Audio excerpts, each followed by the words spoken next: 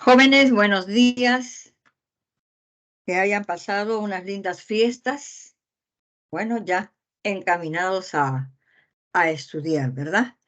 Bien, les doy la bienvenida a nombre del Centro Preuniversitario para desarrollar este ciclo, digamos, de verano, que lo vamos a desarrollar en 9 semanas. Quien le habla es la profesora Julia Castro, que va a desarrollar el curso de biología, ¿no?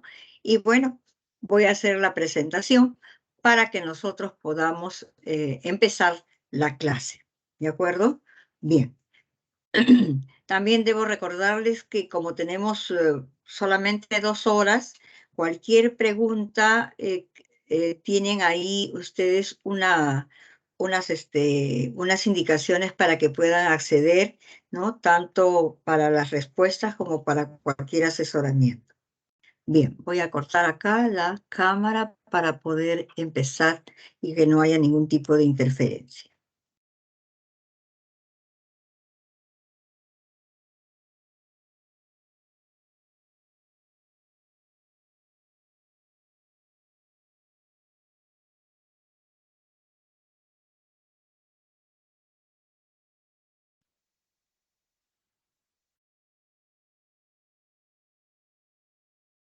Bueno, me avisan si se ve, por favor, algún alumno que me dé la respuesta para poder proseguir. Sí se ve, profesora. Ok, muchas gracias, hijita. Muchas gracias. Bien, entonces nuevamente bienvenidos al curso de biología, ¿no? Recuerden que todos nosotros somos seres vivos, por lo tanto es importantísimo que nosotros conozcamos qué cosa es lo que sucede entre estos seres vivos, ¿de acuerdo? ¿Qué cosa es lo que pasa, cómo funciona, etcétera? ¿De acuerdo?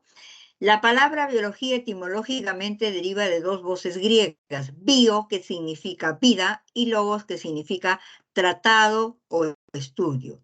En forma general podríamos definirlo como ciencias de la vida, pero en realidad lo que trata es la ciencia de los seres vivos, porque ¿quiénes tienen vida? Los seres vivos, ¿de acuerdo? Bien, esta palabra biología fue acuñada por el naturalista francés Jean-Baptiste de Lamarck, ¿no?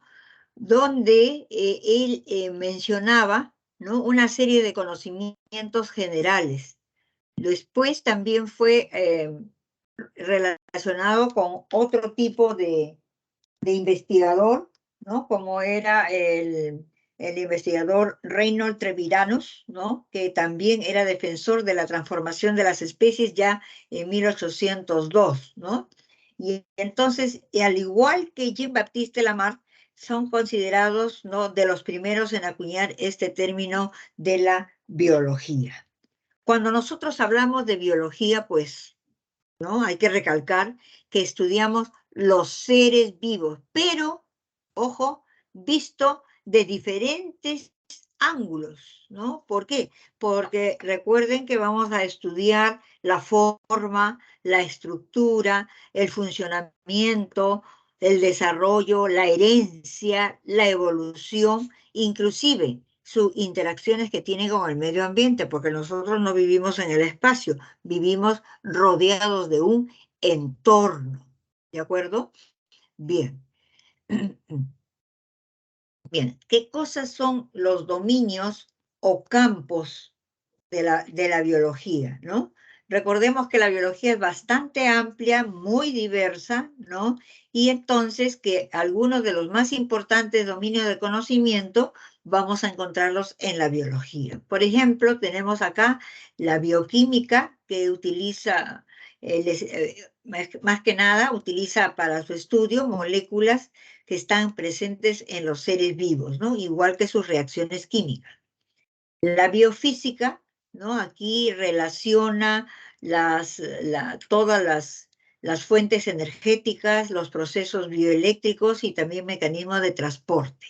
La biología celular, ¿no?, estudia, como su nombre lo dice, a la célula tanto en su estructura como función. Tenemos la histología, ¿no?, que viene a ser la ciencia que estudia la organización de las células, ¿no?, en tejidos. La paleontología, que va a estudiar a los fósiles, es decir, seres vivos que vivieron anteriormente para poderlos comparar con los actuales. La taxonomía estudia la clasificación de los seres vivos. La ecología estudia los ecosistemas, es decir, la existencia de los seres vivos y su interacción con el medio ambiente. Cuando hablamos de etología, ¿no? Es el dominio que estudia el comportamiento de los seres vivos. La genética, ¿no? Estudia la herencia y su variación. La virología, bueno, acá creo que no han puesto la citogenética, ¿no? Pero la citogenética estudia la herencia en relación a la estructura y función de los cromosomas, ¿no? Una variación de la genética. Acá solamente estudia la herencia y la variación de los caracteres hereditarios. En cambio, la citogenética es la que va a estudiar la herencia, pero en relación a la estructura y dinámica de los cromosomas, ¿no? Bien, la virología, bueno, eso no es indiferente para ustedes, toda vez que hace como 3 años que venimos mencionándola, ¿no? Como la ciencia que estudia los virus, ¿no? Que son entidades genéticas. No les llamamos microorganismos, como vamos a ver más adelante. La bacteriología estudia las bacterias o células procariontes. La protozoología estudia los protozoarios, individuos de una sola célula. La micología estudia los hongos, no solamente estos hongos que son macroscópicos, sino también los microscópicos, inclusive aquellos que causan daño, ¿no? Por ejemplo, el pie de atleta. La botánica, ¿no? Es la que va a estudiar a todas las plantas, ¿no? Todo, su estructura, genética, identificación, distribución, hasta su uso de las plantas, porque recuerde que últimamente ha cobrado importancia en la medicina tradicional, ¿no? El uso de plantas para curar algunas dolencias. La zoología, pues, estudia todo lo que está relacionado, ¿no? Con la fisiología, estructura, genética, función, ecología, distribución y uso de los animales, ¿de acuerdo? La evolución, ¿no? Como ustedes pueden ver aquí, ¿no? Esto es la evolución del hombre. ¿Qué cosa ha pasado? Estudia los cambios que ha ocurrido en el hombre a lo largo del tiempo. Y cuando hablamos de tiempo, hablamos de miles y millones de años, ¿no? ¿Sí? Bien. También estamos viendo la biotecnología, ¿no? Esta biotecnología, perdón, ha dado el surgimiento de ciencias ómicas como la genómica y la proteómica, ¿no? Acá va a utilizarse una serie de organismos, ¿no? Para transformarlos en otros, ¿no? También se viene incorporando, ¿no? Algunos dominios en ciencias informáticas como la bioinformática, la biomatemática, la bioestadística, ¿no? Es decir, acá solamente estamos mostrando algunos de los campos de la biología porque, como les dije, la biología es bastante extensa, ¿de acuerdo? Bien. Bien, empezamos a ver, ¿no? ¿Cuáles son las características que van a identificar a los seres vivos, ¿no? ¿Sí? Bien, un organismo vivo tiene movimiento. Es una característica obvia, muy evidente, ¿verdad? Y va a comprender los movimientos del organismo, ¿no? Y también los que sirve para desplazarse, porque recuerden que en el interior de los seres vivos hay muchos fluidos, ¿cierto? Bien, la, la otra característica de los seres vivos es la irritabilidad y la coordinación. La irritabilidad viene a ser la característica, ¿no? Para poder responder a un estímulo determinado, ¿no? Estos estímulos pueden ser de su medio externo, como también de su medio interno, ¿no? Y la coordinación es la regulación de un organismo frente a estímulos externos, ¿no? Por ejemplo, lo que señala acá, ¿no? Esta niñita, ¿no? Se chocó con una espina de una rosa. ¿Qué hace inmediatamente? ¿No? Este es un estímulo externo. Inmediatamente retira el brazo, ¿cierto? Esa es una respuesta, ¿ok? Y una respuesta, ¿por qué? Porque está respondiendo a un estímulo.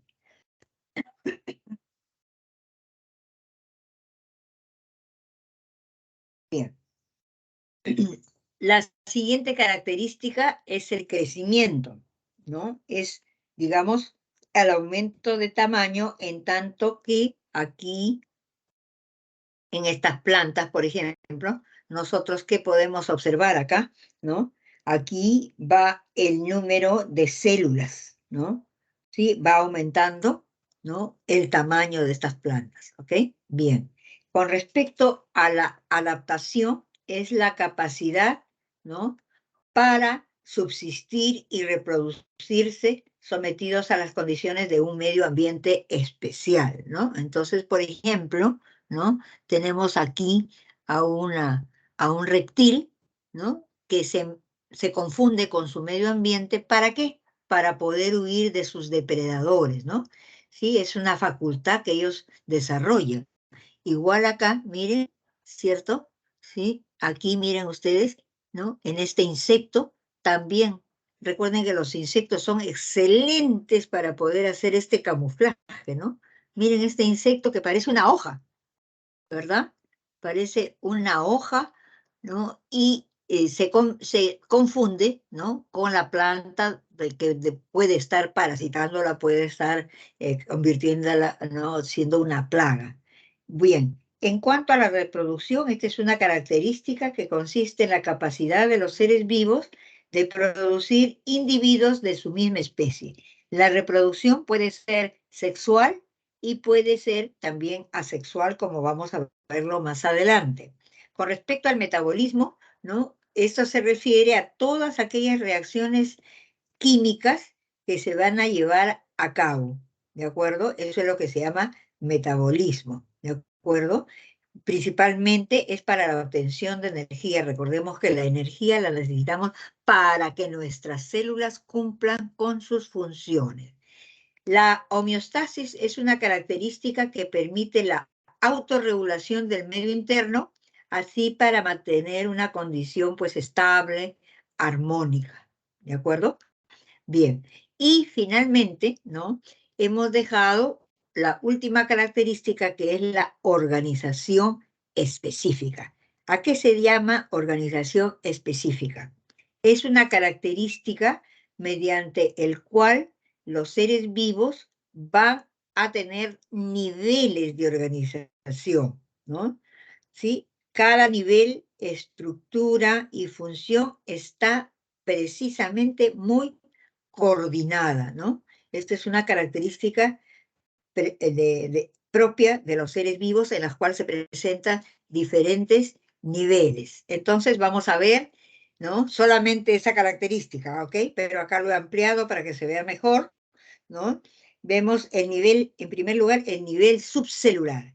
¿Qué comprende ese nivel subcelular? Comprende el nivel atómico, ¿no? Porque todos los seres vivos estamos formados de átomos, pero cuando esos átomos, ¿no? se unen de dos o más, forman moléculas, ¿no? Como por ejemplo la molécula del agua, ahí la estamos viendo, 2 hidrógenos y un oxígeno, H2O, ¿ok? Bien. También estas moléculas se pueden unir, ¿no? Se pueden unir simples y específicas, como por ejemplo aminoácidos, nucleótidos, monosacáridos, y forman macromoléculas para formar proteínas, ácidos nucleicos, polisacáridos, disacáridos, etc. ¿De acuerdo? Bien. También dentro de este nivel subcelular vamos a encontrar los complejos supramoleculares, ¿no? Aquí esto es el resultado de la interacción de diferentes macromoléculas, ¿no? Por ejemplo, tenemos ahí como ejemplo los ribosomas, las membranas biológicas, los cromosomas, ¿no? Y vamos a ver ahora, más adelante, los virus, ¿no? Como ejemplo, vamos a ver de complejos supramoleculares, vamos a ver a los virus.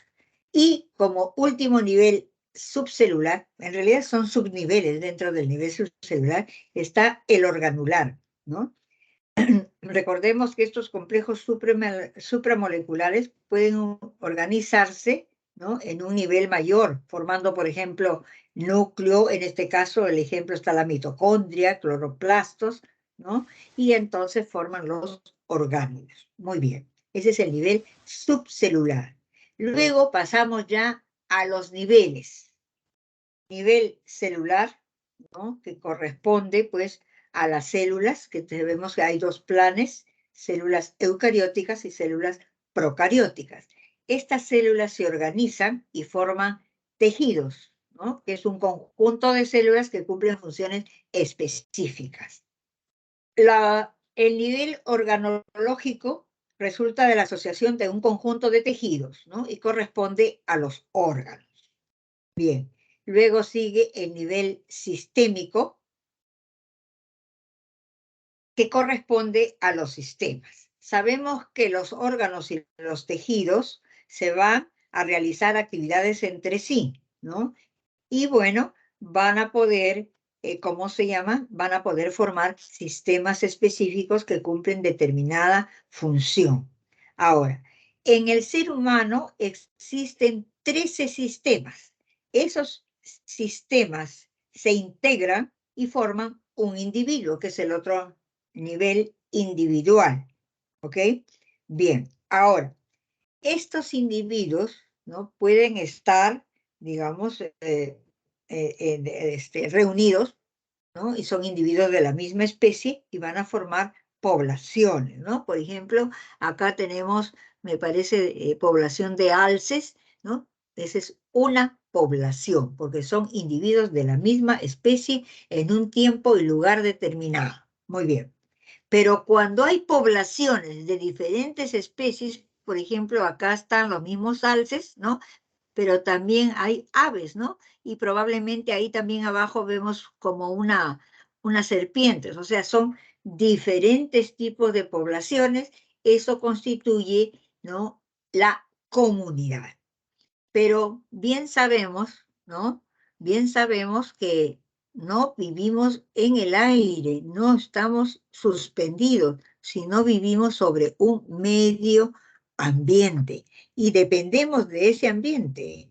Porque, por ejemplo, para saber la dependencia de ese medio ambiente, ¿quién viviría sin oxígeno? Pues nadie, ¿no? Esa es una dependencia. Igual que los peces, por ejemplo, ¿no?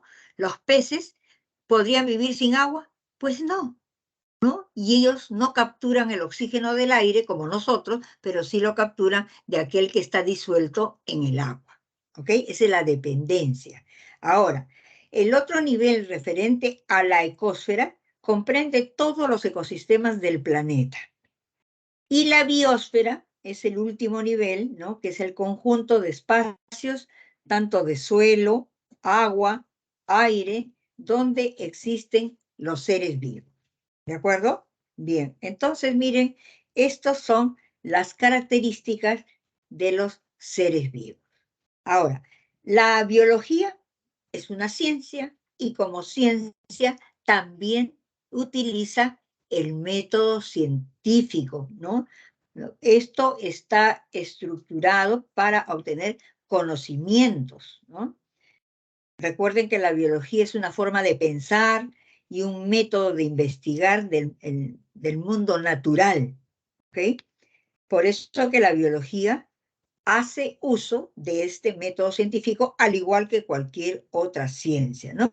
Porque lo que el método científico trata es de recopilar información y comprobar lo que se está suponiendo, ¿no? Las ideas, ¿ok?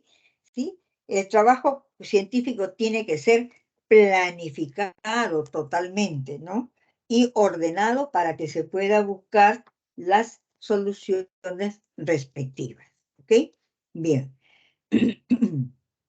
El método científico, ¿no? Pasa por las siguientes fases, ¿no?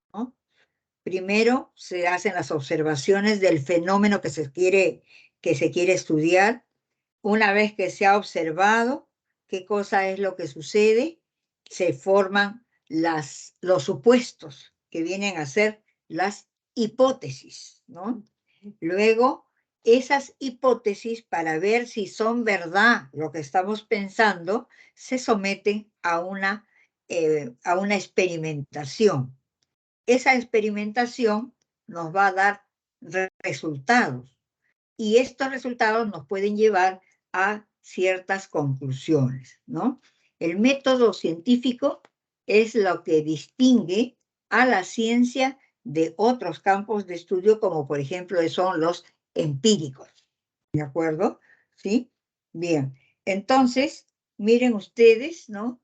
Al final, ya después de la conclusión, donde ya se define la información experimental que puede este experimento se hace para validar, ¿no?, la hipótesis. O sea, lo apruebas o rechazas la hipótesis, porque de repente tu observación, ¿no?, te hizo formular una hipótesis, ¿no?, que no era la correcta. Entonces la experimentación te ayuda a ver si es válida o no, ¿no? Si no es válida, pues se va a rechazar, ¿ok? Ahora, estas conclusiones pueden ser empíricas, es decir, basadas en la experiencia, ¿no? O deductivas después de un proceso de razonamiento, ¿no?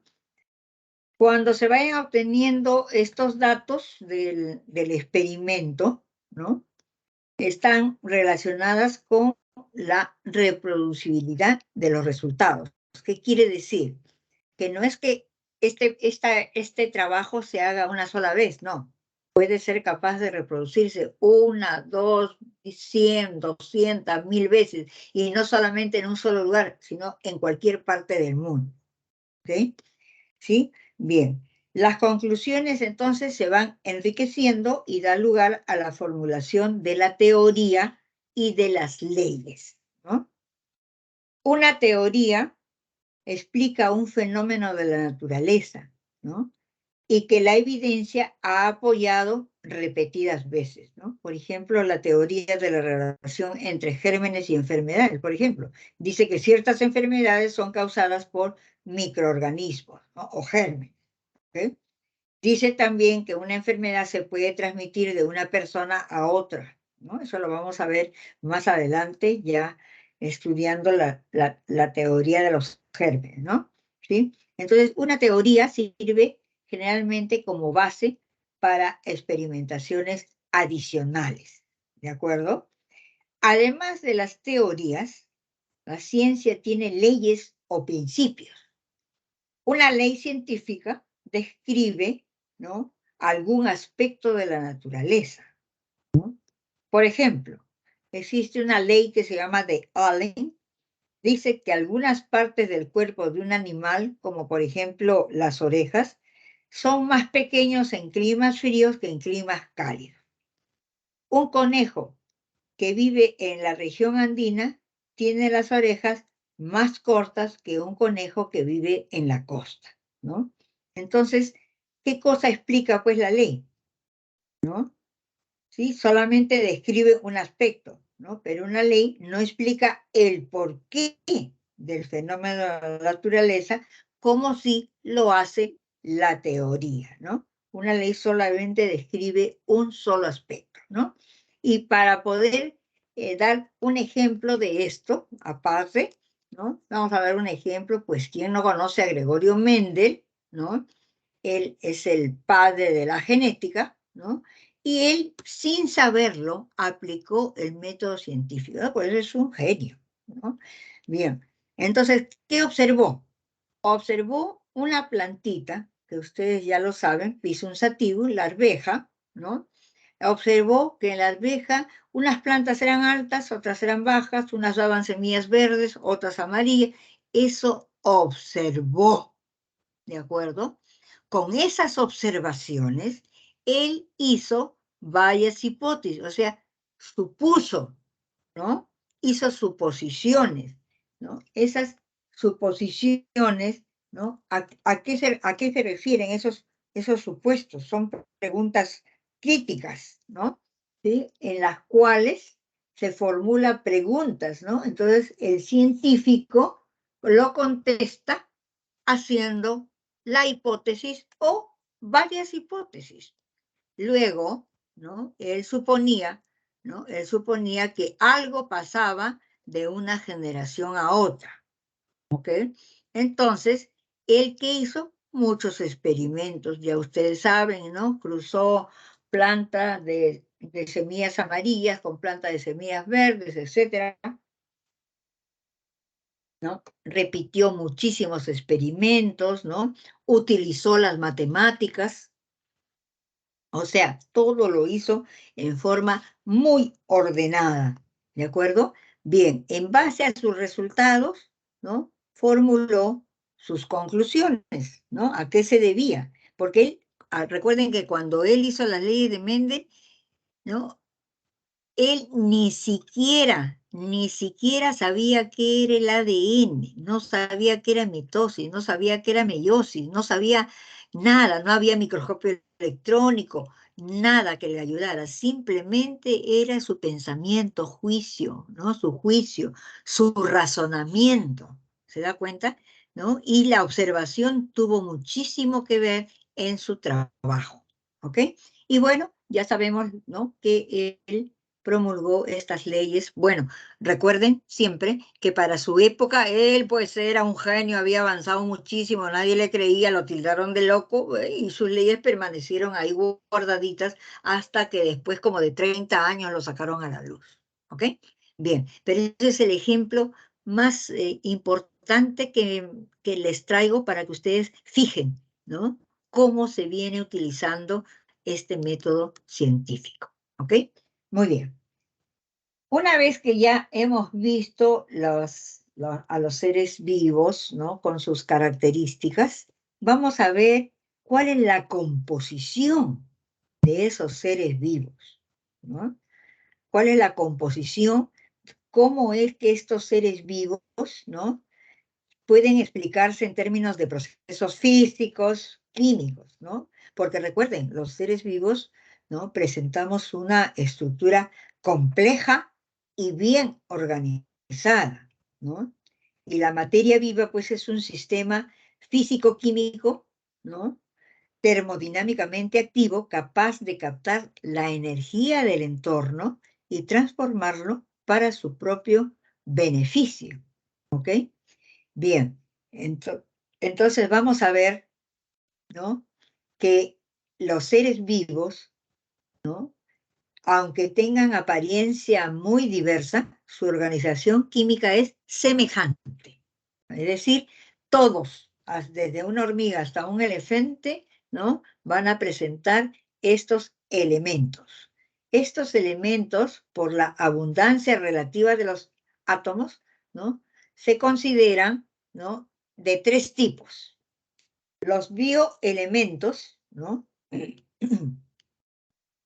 Que pueden ser, ¿no? Por su abundancia, porque son los más abundantes, ¿no? Son los bioelementos primarios, que son llamados también organógenos, ¿ok? Están, les digo, en mayor proporción, mire, ¿no? Representan el 99.3% del total de átomos del cuerpo humano, ¿de acuerdo? ¿Sí? El hidrógeno es el que tiene mayor presencia junto con el oxígeno porque ambos forman parte, ¿no? Del agua. Bien. También hay otros bioelementos que son también esenciales para la vida, se llaman bioelementos secundarios, ¿no? Son elementos que nosotros conocemos, pero como están en la materia viva, por eso se le llama bioelementos, ¿ok? Recordemos, ¿no? Que la materia viva considera aproximadamente 25 elementos de los 118 descritos en la naturaleza. ¿De acuerdo? Bien. Dentro de estos bioelementos secundarios, que también son esenciales para la vida y que solamente constituyen el 0,7% del total de átomos del cuerpo, tenemos al calcio, importante, ya saben, forma parte de huesos y dientes, interviene en la contracción muscular, impulso nervioso, coagulación sanguínea. El fósforo, componente de los ácidos nucleicos y también de los fosfolípidos de la membrana. Potasio, ¿no? Intervienen en el impulso nervioso y controla la apertura de los estomas en las plantas. El azufre, componente de las proteínas. El sodio interviene también en la condición del impulso nervioso e importante en la fotosíntesis de las plantas. El cloro, importante en el balance del agua en los animales e importante para la fotosíntesis. El magnesio, activador de enzimas y componente de la clorofila de las plantas. El fierro, componente de la hemoglobina y activador de ciertas enzimas. Por último, tenemos aquellos elementos, ¿no?, que están presentes en cantidades muy pequeñas, en pequeñísimas proporciones, por eso ni siquiera se le pone 1%, sino se le llama trazas, porque es mínimo, ¿de acuerdo? Su ausencia, y a pesar de que es mínimo, su ausencia determina enfermedades carenciales, ¿de acuerdo? ¿Sí? Por ejemplo, ¿no? El yodo. El yodo es componente esencial, ¿para qué? Para la hormona tiroidea, ¿no? Y cuando falta yodo, pues hay una serie de problemas, como por ejemplo el bocio, ¿no? El cobre forma parte de los cloroplastos, ¿no? También tenemos el cobalto, forma parte de la vitamina B12 e importantísima para los seres vivos, principalmente para los humanos. El zinc interviene en el metabolismo de proteínas. El flúor, ¿no? Este está presente en el esmalte de los dientes, ¿verdad? ¿Sí? El molibdeno también previene el deterioro del esmalte dentario, ¿no? El selenio participa como antioxidante y estimula el sistema nervioso, perdón, inmunológico, ¿no? El cromo, ¿no?, participa en el metabolismo de la glucosa, ¿ok? Bien, entonces aquí podemos revisar, ¿no?, que que la materia viva tiene bioelementos o elementos biogénicos, ¿no?, de los cuales, ¿no?, atendiendo a su abundancia, pueden ser primarios organógenos, ¿no?, como es el carbono, hidrógeno, oxígeno y nitrógeno, los bioelementos secundarios y los oligoelementos. Muy bien. Ahora, es importante que nosotros sepamos, ¿no?, de que estos elementos que acabamos de estudiar, ¿no?, estos elementos, no van a estar así libres, ¿no?, sino que van a formar macromoléculas, ¿de acuerdo? Van a formar moléculas precursoras y luego macromoléculas, llamadas también polímeros, ¿no? Entonces, estos bioelementos, ¿no?, forman estas moléculas más o menos complejas que se ha llamado, ¿no?, el nombre de principios inmediatos. También se le llama compuestos, ¿ok? Bien, estos principios pueden ser inorgánicos, ¿no?, como el agua, el oxígeno, el CO2, las sales minerales. Pueden ser orgánicos como glúcidos, lípidos, proteínas, ácidos nucleicos. Entonces, empezaremos viendo los principios inmediatos inorgánicos. Tenemos en primer lugar el agua, recordemos que están en 1% del 60-70% del volumen de los cuerpos, ¿ok? ¿Sí? Y existen algunos organismos como las malaguas, las medusas, que presentan un alto porcentaje, llegando casi al 90%. En cambio, por ejemplo, en las semillas y en los dientes la concentración es muy, muy, muy baja. ¿De acuerdo? Bien. El agua presenta importantes funciones, ¿no?, vitales. Por ejemplo, es solvente universal, es decir, disuelve gran número de moléculas como el cloruro de sodio, los azúcares como la glucosa, por ser estos hidrófilos, ¿ok? Bien. También, miren, tiene función amortiguadora, ¿no? Por ejemplo, en los vertebrados poseen en sus articulaciones unas bolsas de líquido sinovial que evitan el roce entre los huesos, ¿no? ¿sí? Todos, todos. Miren nomás en su mano, miren su mano, cada uno de esos huesitos que permite doblar los dedos tiene este líquido. ¿Por qué? Porque va a funcionar como una bisagra, ¿no? Una bisagra de la puerta, ¿conoce? ¿Cierto? Si no hubiera bisagra, pues la bisagra se cae, ¿no? O no se puede abrir. Si la bisagra no está bien aceitada, suena la puerta cuando lo movemos o de pronto se queda ahí fija y ya no se puede mover, ¿ok? Bien, es medio de transporte excelente de sustancias. Se considera un regulador térmico, ya que para modificar su temperatura, 1 grado, se debe liberar o absorber muchas calorías más que cualquier otro compuesto, ¿no? Amortigua todos estos cambios de temperatura, ¿no? ¿Sí? También se considera, ¿no?, que tiene una alta tensión superficial. Esto, ¿no?, va a ser soporte, digamos, de parte de las reacciones bioquímicas, ¿no? ¿Sí? Va a permitir hacer, digamos, ¿no?, una capa, ¿no?, que va a impedir, digamos, ¿no?, que estos, por ejemplo, estos mosquitos, ¿no?, penetren, ¿cierto? ¿Sí? Solamente se van a mantener en su superficie. Permite también, ¿no?, mantener húmedas las membranas, ¿no? Su membrana nasal, por ejemplo, ¿no? ¿Cómo está? ¿Seca o húmeda? Húmeda, ¿no? Porque siempre va a estar humedecida por las lágrimas, ¿ok?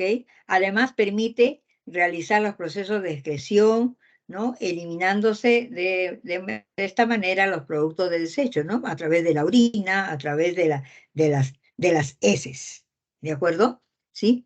Bien, entonces ese es el agua, ¿ok? También vamos a ver los gases de la respiración, como es, por ejemplo, el oxígeno, ¿no? Es una molécula fundamental para los organismos aeróbicos, ¿sí? Muy reactiva, oxida la glucosa completamente hasta CO2 y agua, ¿no?, que constituye el aceptor final de hidrógeno para producir moléculas de agua en la respiración celular, ¿no? En ausencia de glucosa solo es transformada a lactato o etanol, ¿no?, en un proceso denominado fermentación, como vamos a ver más adelante.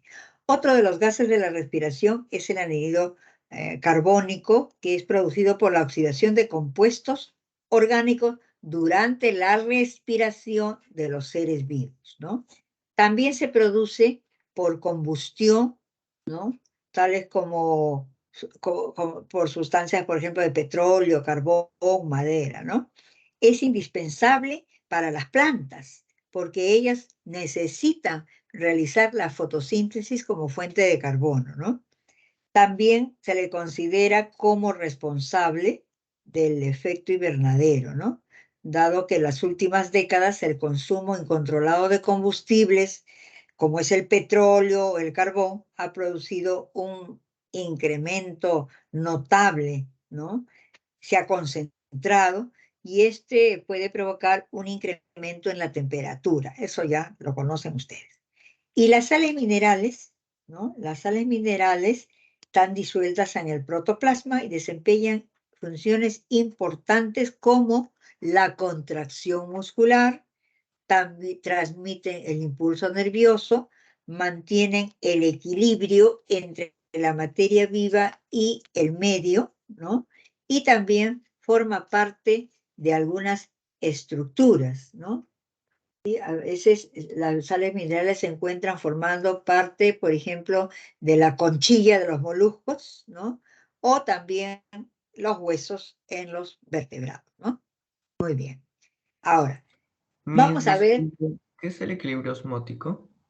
perdón, ¿Qué allá, dijo que era el equilibrio osmótico? el equilibrio osmótico, ¿no? Este regula el intercambio de agua, el volumen del plasma y los líquidos extracelulares. También el equilibrio ácido básico del citoplasma. También a través de este equilibrio osmótico permite la permeabilidad celular y capilar. ¿De acuerdo? ¿Ahora sí? Bien. Sí, Miss, muchas Entonces, gracias. todo eso es el equilibrio. Mediante estas sales minerales, ¿no? Se mantiene esto, porque esto es lo que va a regular. ¿De acuerdo? Bien. Ahora vamos a empezar a ver ya, ¿no? Los principios inmediatos, pero orgánicos. Empezando con los carbohidratos, que reciben el nombre de glúcidos, también hidratos de carbono y también mal llamados azúcares. ¿Por qué? ¿Por qué digo mal llamado azúcares? Porque no todos los carbohidratos son dulces. ¿Correcto? Bien. Se le llama compuestos ternarios, ¿no? Porque tienen carbono, hidrógeno y oxígeno. Son las moléculas más abundantes en la naturaleza, contienen más de la mitad de todo el carbono orgánico. Son los primeros en ser sintetizados por la materia viva durante la fotosíntesis. Cumplen una diversidad de funciones que las vamos a ver, ¿ok? La mayoría de carbohidratos tiene como unidad básica 5 carbones, ¿no? Y se le llama pentosas, o 6 carbones y se le llama hexosas. ¿De acuerdo? Bien. ¿Cuáles son estas funciones? ¿No?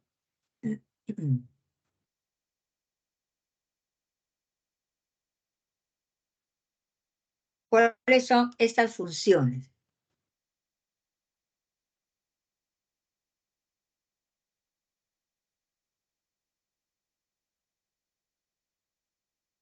Muy bien. ¿Cuáles son estas funciones que cumplen los glúcidos en forma general? ¿No?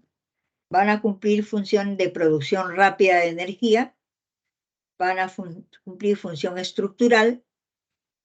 La otra función es el reconocimiento y la unión celular, como son célula-célula, célula-hormona. También los glúcidos cumplen una cuarta función que es de reserva, ¿no? Y por supuesto sabemos que son indispensables en nuestra alimentación, ¿ok? Bien, en primer lugar vamos a ver que los principales carbohidratos son los monosacáridos. Estos monosacáridos, ¿sí? Que vienen a ser azúcares, los más simples, ¿no? Incluyen a todos aquellos constituidos por un número de átomos de carbono que varía de 3 a 7, siendo los más, digamos, los más abundantes, los más comunes, aquellos que tienen 5 carbonos, ¿no? Y los tenemos acá, ¿no?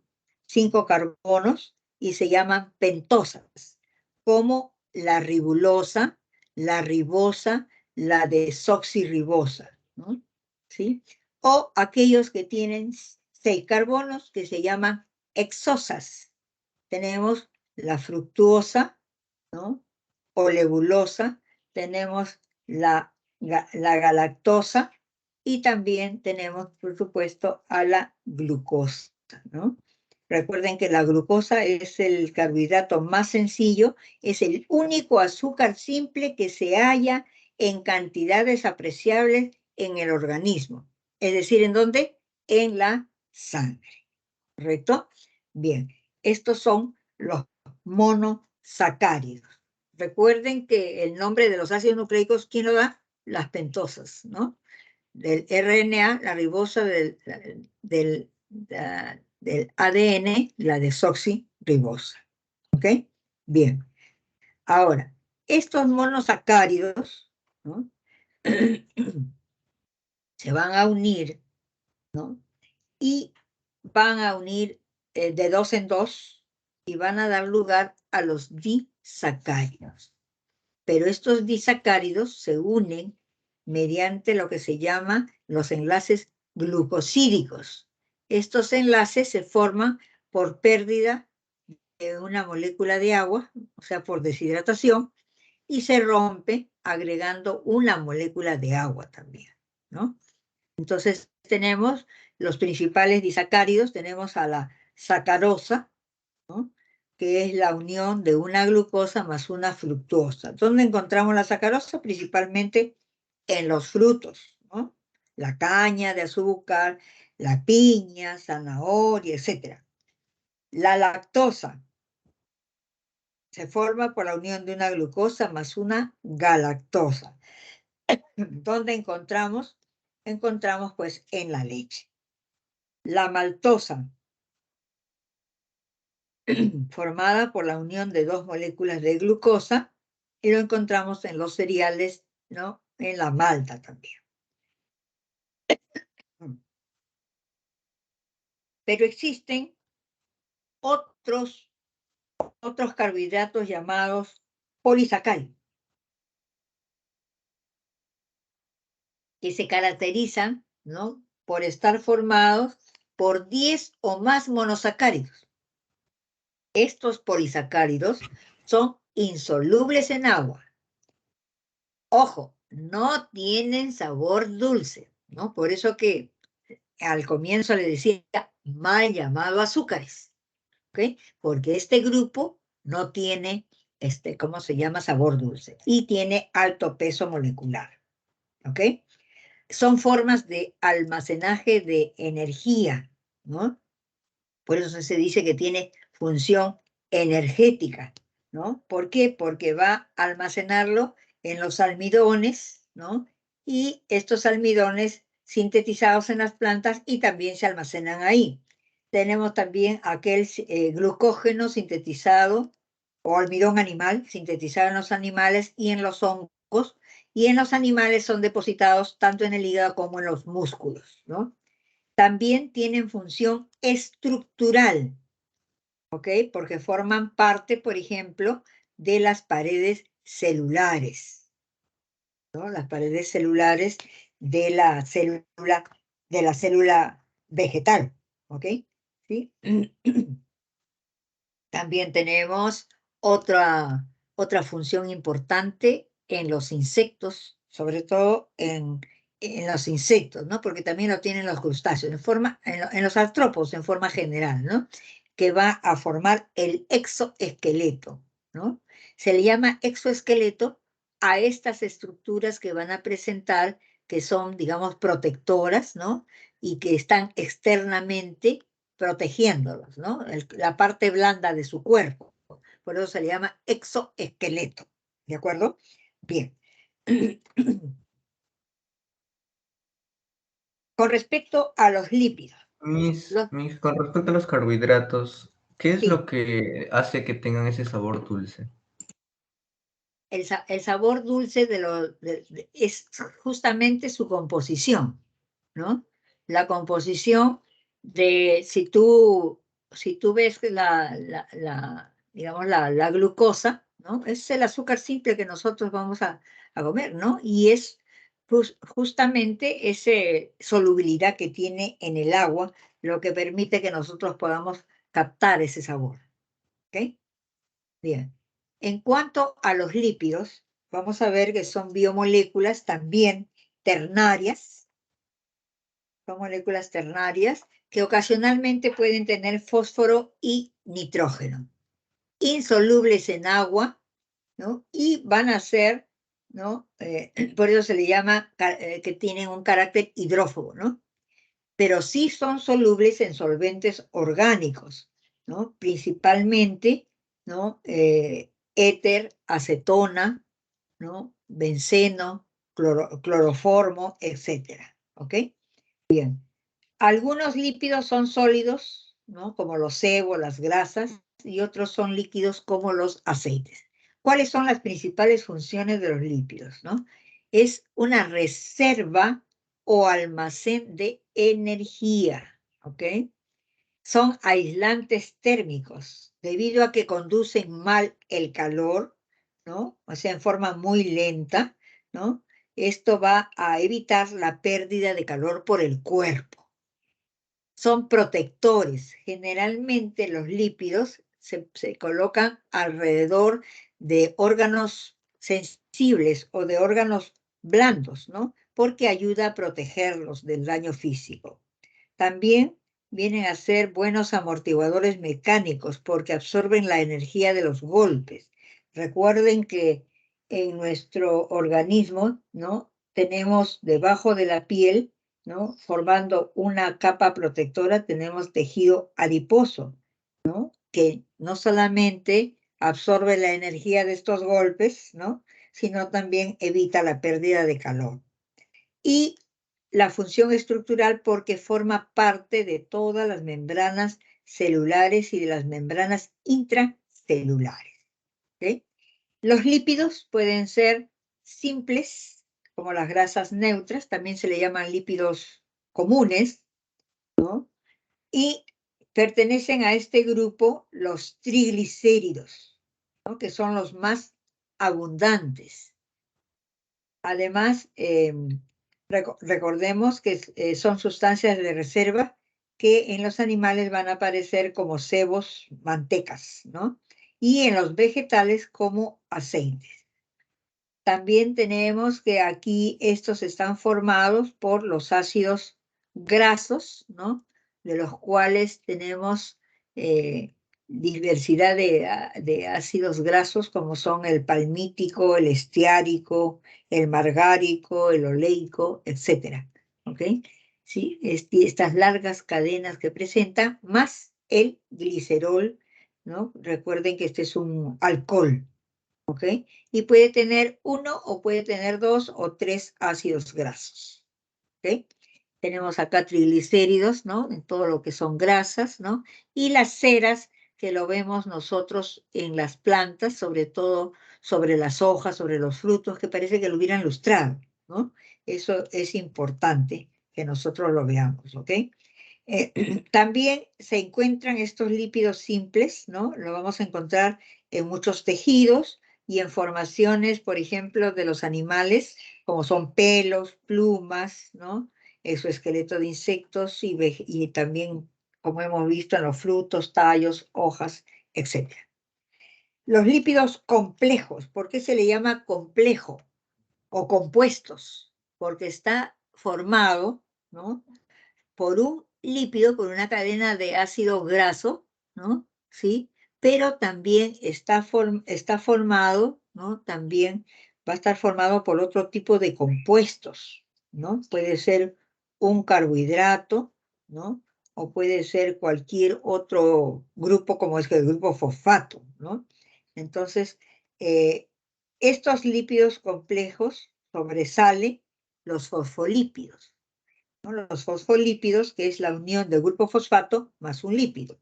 También los carbohidratos, que sobresale la glúcidos más lípidos, forman los glucolípidos.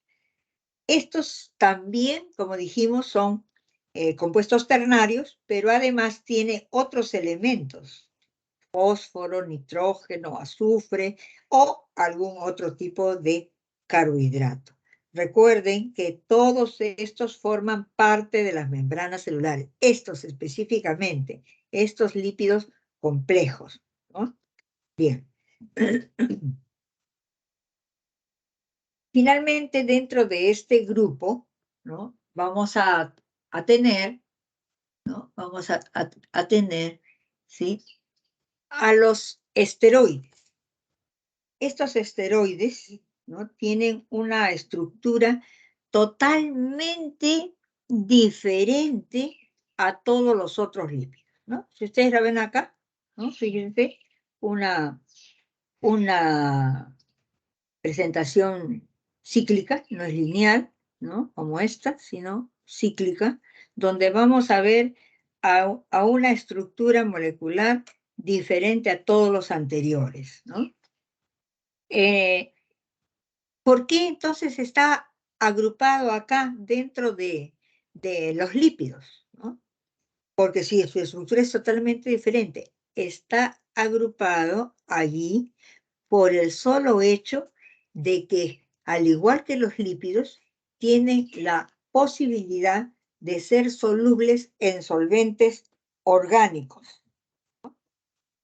Esos solventes orgánicos que hemos señalado, ¿no? Que son éter, cloroformo, acetona, etcétera, ¿ok? ¿Sí? Porque estas sustancias, estos esteroides, tienen función reguladora, tienen función estructural y tienen función metabólica. ¿Ok? Bien. Pertenecen a este grupo, como estamos viendo acá, ¿no? La testosterona, la progesterona, ¿qué son? Son hormonas sexuales, ¿no? Son esteroides. También está el colesterol, el estradiol, ¿no? Sí, también podemos mencionar aquí dentro de los esteroides la vitamina D, los ácidos biliares, las sales biliares, ¿ok? El colesterol, recuerden, es importante, ¿no? Porque es el precursor de las hormonas sexuales, ¿no? También de las sales y ácidos biliares, ¿no? Y es imprescindible para la absorción de calcio, ¿ok? Estoy hablando de los esteroides, así que hay que tener en cuenta, ¿no? Entonces, como ustedes podrán relacionar, ¿no? Las personas, ¿no? Que hacen deporte, gimnasia, etcétera, y se aplican estos esteroides, ¿no? Pueden estarse aplicando hormonas sexuales, ¿no? Pueden estarse aplicando colesterol, etcétera. Porque recuerden, estos esteroides tienen función reguladora, estructural y metabólica, ¿no? Estas representaciones del colesterol, ¿no? Son importantes para que ustedes lo puedan recordar, ¿ok? ¿Sí? Bien.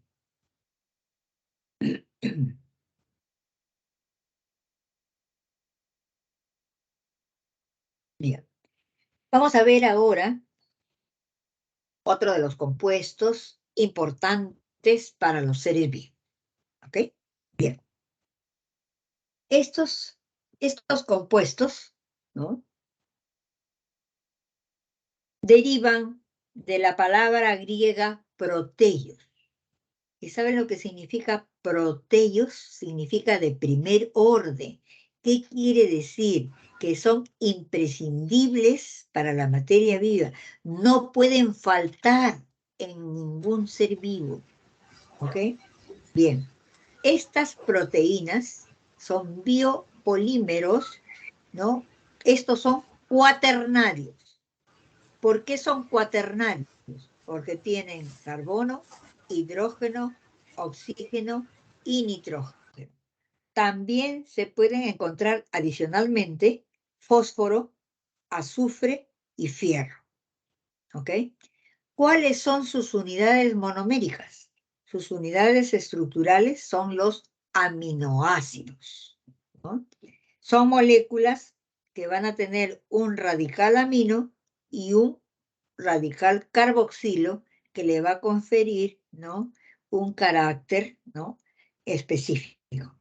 Bien, son proteínas, compuestos específicos para cada especie, ¿ok?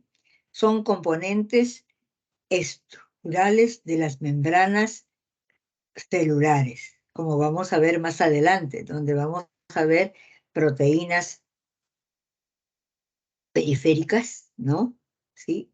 Vamos a ver proteínas periféricas, tanto interna como externa, ¿no? Y también proteínas integrales, formando parte de las membranas celulares. Estas proteínas son sólidas, insípidas, ¿no? Algunas pueden ser solubles en agua y tienen una característica, ¿no? Cuando se someten al calor o se les agrega alcohol o ácido, ¿no? De ser coaguladas. ¿No? ¿Qué pasa cuando ustedes colocan la clara de huevo, que es una proteína, es una ovoalbúmina, ¿no? Lo colocan en una sartén que tiene aceite caliente? ¿Qué pasa con esa clara de huevo? Se vuelve sólida, se vuelve líquida, se vuelve gaseosa. Pues no hay un estado definido, ¿verdad? Es un estado que no es ni sólido, ni líquido, ni gaseoso. Ese estado se llama, ¿no? Un estado de coágulo. ¿Por qué? Esa característica de las proteínas, no se olviden, se llama coagulación. ¿De acuerdo? Por favor, apaguen su micro. Por favor, apaguen su micro. Bien, gracias. Ahora, Miss, ¿qué forman, es que sea un biopolímero? perdón, ¿Qué significa decir que es un biopolímero? que tiene muchas unidades estructurales, ¿no? Porque tiene diferentes unidades monoméricas llamadas aminoácidos. ¿Ok? Por eso se le Gracias. llama biopolímero, tiene muchísimas, ¿no? Una proteína, como vamos a ver ahorita, ¿no? Puede tener muchas estructuras, ¿ok? Y algunas son, pero inmensamente grandes para poderla definir. Bien, entonces estábamos diciendo que forman soluciones coloidales o pseudosoluciones, ¿no? Ahora, por acción química del agua, o sea, por hidrólisis, pueden también desdoblarse y llegar hasta los aminoácidos. ¿Ok? Una cosa importante de las proteínas es que se desnaturalizan rápidamente. ¿Ok? ¿Qué quiere decir? Que con el calor, por ejemplo, se desnaturaliza. ¿No? No sé si ustedes han visto que las vacunas, ¿no? ¿En qué las conservan? Los conservan pues en un ambiente frío, ¿no? En un ambiente térmico frío, porque la mayoría de vacunas son proteínas, ¿no? ¿Para qué? Para evitar que se desnaturalicen, porque cuando se desnaturalizan pierden toda su función. Por eso es que, ¿no? Cuando se dice que hay que vacunarse, todo el mundo hace la propaganda para que vayan a vacunarse y vayan a vacunarse. ¿Por qué? Porque tienen siempre un tiempo de vida, ¿no? ¿Sí? Entonces, a pesar de que se les pone cadena de frío, a veces se desnaturaliza. ¿De acuerdo? No es porque ellos solamente lo pueden transportar en eso, no, sino que tiene que ser así, porque de otra manera, con cambio de temperatura, se desnaturaliza, pierde su función. Las proteínas forman un número tal que la mente es incapaz, ¿no?, de saber, de conocer, que escapan realmente a la mente. Se dice que, por ejemplo, ya más adelante, cuando ya, digamos, estés todo ya tecnológicamente habilitado, ya no va a haber la identificación solamente con las huellas digitales, sino también por el número de proteínas, o sea, químicamente, ¿no? De las personas, ¿se da cuenta? Bien. Entonces, era lo que les decía, ¿no? Los aminoácidos está formado por un grupo amino, ¿no?, por un carbono y por el grupo carboxilo. Aquí vemos, ¿no?, cómo el grupo carboxilo de un aminoácido se une con el grupo amino del otro aminoácido, ¿no? Y así van formando, ¿no?, lo que se llama péptidos, ¿no?, que lo hacen mediante enlaces peptídicos. ¿De acuerdo? ¿Sí? ¿Se acuerdan? Los carbohidratos mediante enlace glucosídico. Los lípidos, ¿no?, mediante el enlace tipo éster. Y las proteínas mediante enlace peptídico. A continuación tengo un resumen que ustedes lo van a poder utilizar para su mejor estudio. Y también, por supuesto, con pérdida de agua, ¿no? Ahora, las proteínas son las moléculas que tienen pues numerosísimas funciones. Por eso les decía que son de vital importancia. Jamás van a poder faltar en la materia viva, ¿no? Porque además tienen la capacidad de reproducción y de crecimiento. ¿Ok? Bien, entonces, ¿cuáles son las principales funciones? Las proteínas regulan el metabolismo cuando funcionan como hormonas, como por ejemplo la insulina, que interviene en regular el metabolismo de la glucosa, la hormona de crecimiento, que actúa sobre huesos y cartílagos. ¿Ok? Bien. También funcionan proteínas estructurales, ¿no? ¿Sí? Las proteínas estructurales como el colágeno en los tendones, el cartílago y huesos, porque van a dar soporte. también tenemos la alfa-queratina en pelos, plumas y uñas. ¿Okay? Bien, vamos a ver que también hay proteínas, ¿no? del movimiento, ¿no? Proteínas motoras que se le llama, ¿no?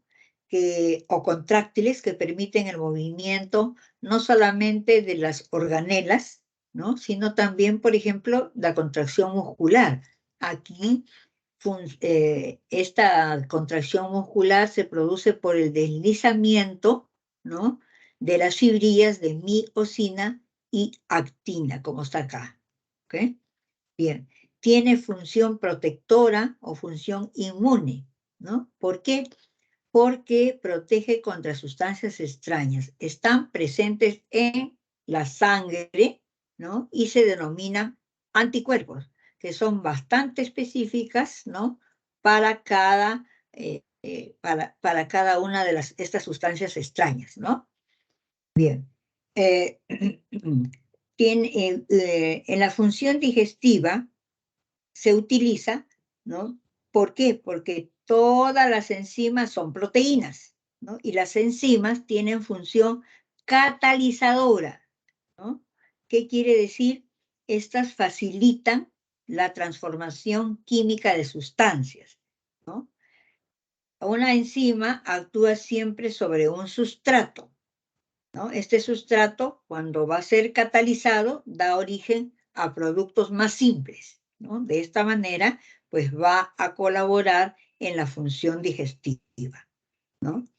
Todas las enzimas, ¿no? En las proteínas, expuestas siempre a la desnaturalización, ya saben, por calor, el pH, ¿no? Por exposición al medio ambiente, etcétera, ¿no? Entonces hay, por ejemplo, enzimas como las hidrolasas que catalizan el desdoblamiento de moléculas, pero en presencia de agua. Las oxidorreductasas que catalizan las reducciones a oxidaciones, ¿no? Bien, otras proteínas, tenemos proteínas de transporte, ¿no? Como por ejemplo la hemoglobina, que transporta el oxígeno en los vertebrados, y la hemocianina, que transporta el oxígeno en los invertebrados, ¿no? Bien. También hay otras proteínas, como ya les mencioné, proteínas de reserva. Tenemos proteínas como la ovoalbúmina del huevo, o sea, la albúmina, la clara de huevo, ¿no? Recuerden que eso es básico, es un alimento, pero importante, no debe faltar en su dieta diaria, ¿ok? Y la caseína de la leche también, ¿no? Que es otra proteína de reserva. ¿Ok? Bien. Miren ustedes acá, ¿no? Las estructuras que pueden presentar las proteínas, ¿no? Hay una estructura primaria que está solamente formada por la secuencia de aminoácidos, ¿no? ¿Sí? Bien. Hay una estructura secundaria, se produce cuando la secuencia de aminoácidos está unida, además, por enlaces de hidrógeno. La terciaria se produce cuando ciertas atracciones están presentes entre las diferentes hélices, ¿no? Entonces adoptan, ¿no? Este tipo de posición, de figura, ¿no? La cuaternaria es una proteína formada por más de una cadena de aminoácidos, ¿no? Entonces acá hay 2 cadenas de aminoácidos, ¿no? O sea, hay diferente tipo, ¿no? de estructuras en las proteínas.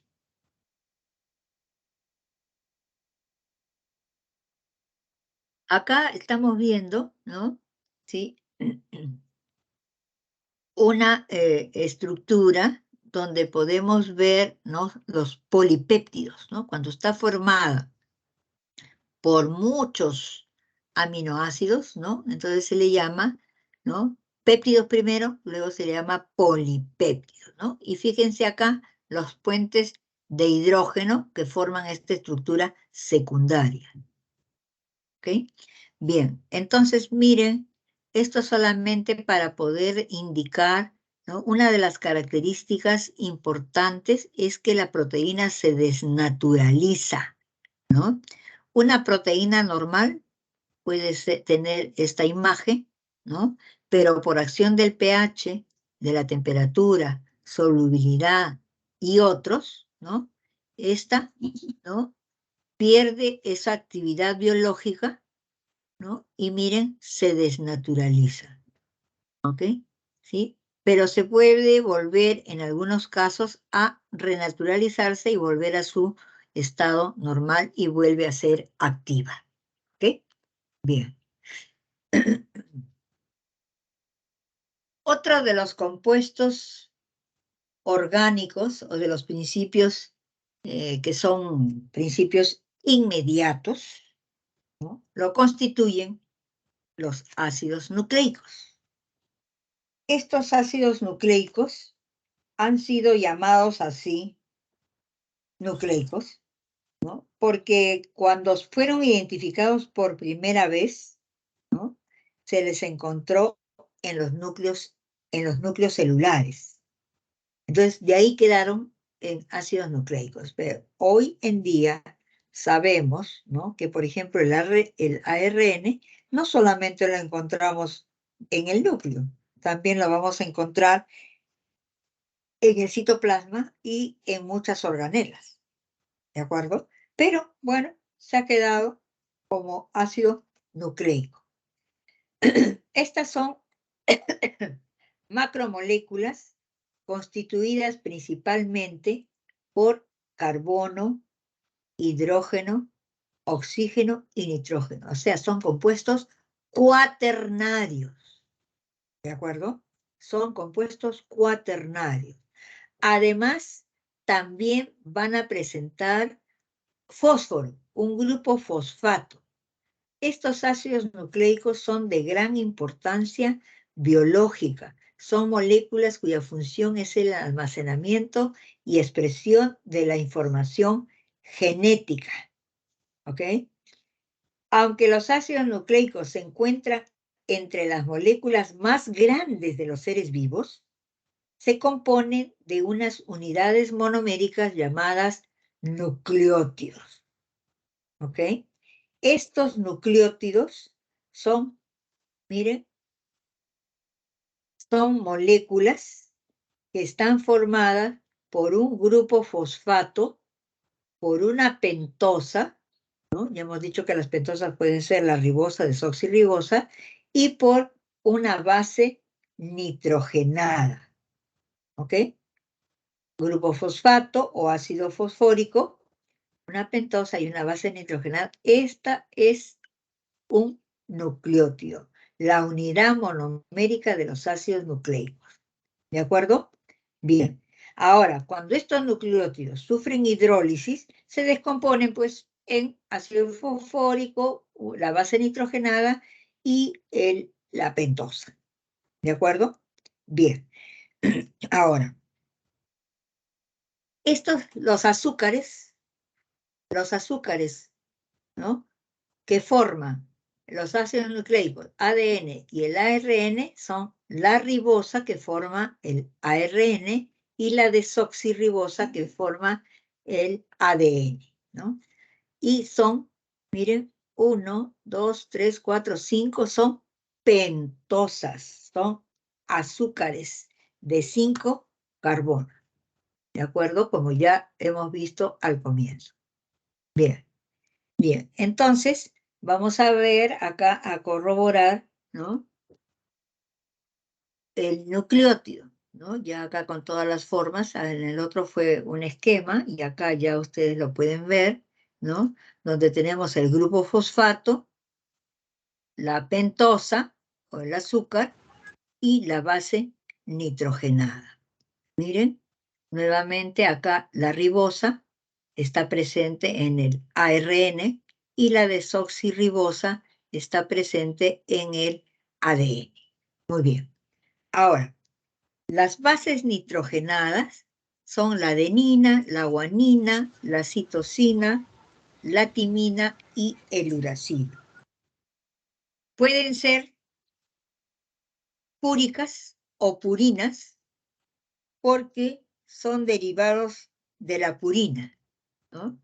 Y también pueden ser derivados de la pirimidina, ¿no? Son las bases que tienen nitrógeno, ¿de acuerdo?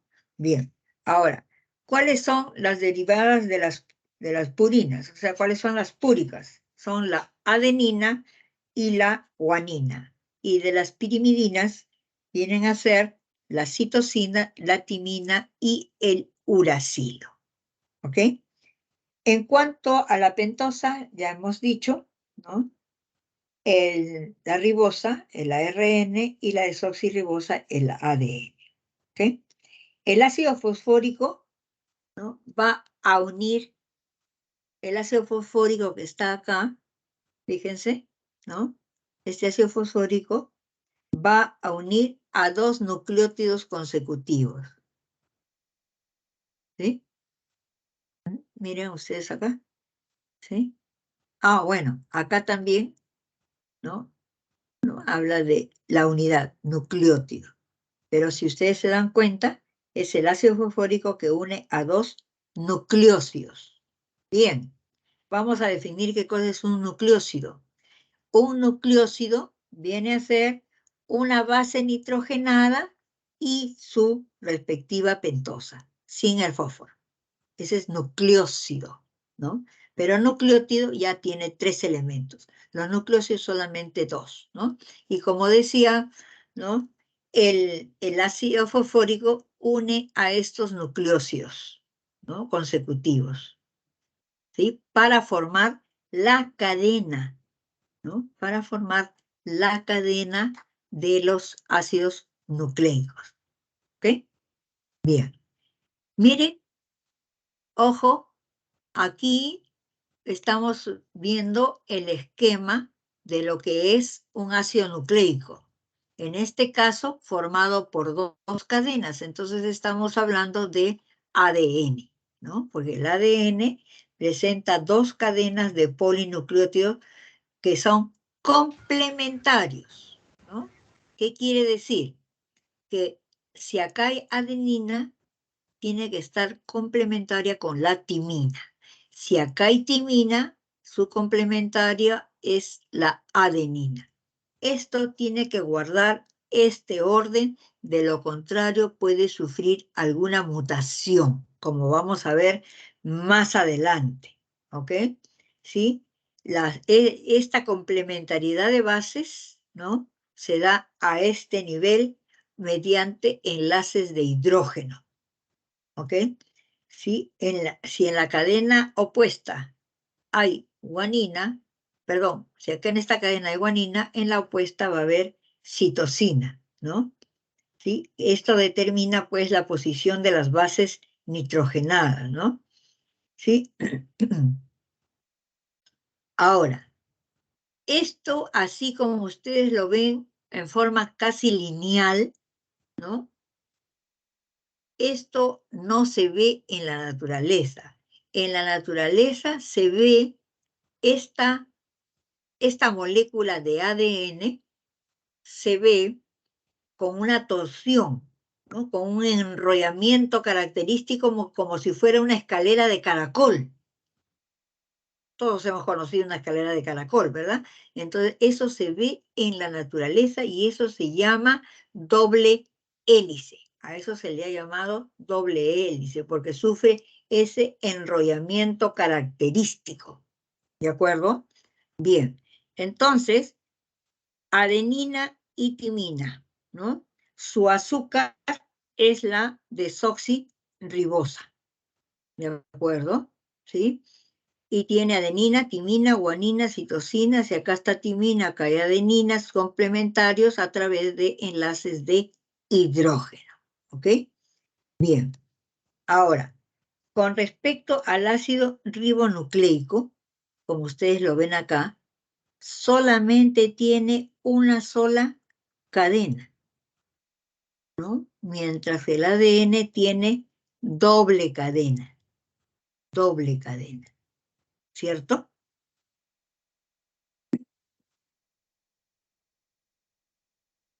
¿No? Entonces tenemos que, y otra cosa, aquí ya su azúcar es la ribosa, ¿sí? Su azúcar es la ribosa, ¿no?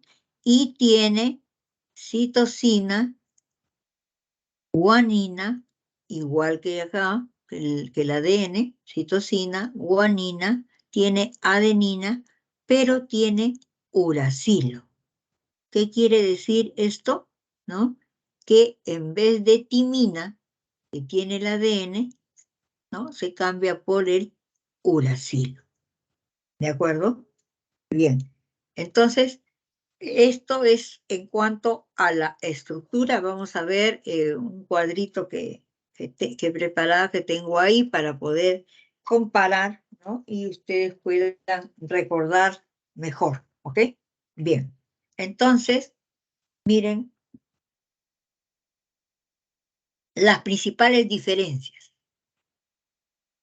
en cuanto a la pentosa, ¿no? Posee una beta-delta ribosa.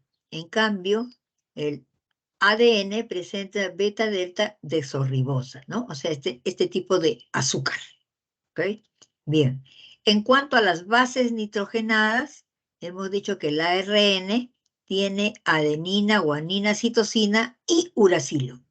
Acá el ADN tiene adenina, guanina, citosina y timina. O sea, miren, la diferencia está en el uracilo por timina.